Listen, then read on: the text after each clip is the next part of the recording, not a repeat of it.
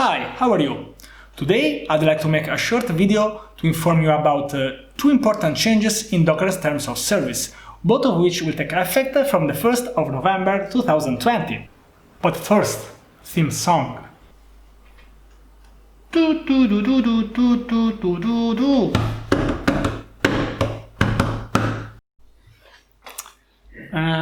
I still don't have a theme song for now. That's a placeholder. So, back to policies. The first news is about the new image storing policy on Docker Hub. Images stored in free Docker Hub repositories that have not had their manifest pushed or pulled in the last 6 months will be removed. This will be only applied to free accounts, not to paid subscription accounts, Docker verified publishers, and Docker official images.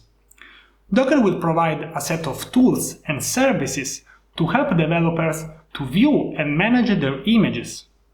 An image management dashboard, an email notification service for images that are set to expire, and a restoration for recently deleted images, so don't worry.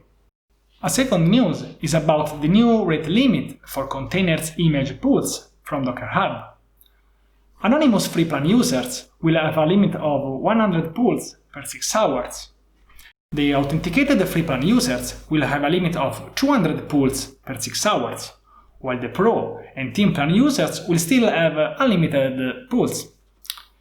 This should not impact you if you use Docker Hub in a normal way, but if you have some sort of automated tools that do a lot of pulls in short periods, you better know this.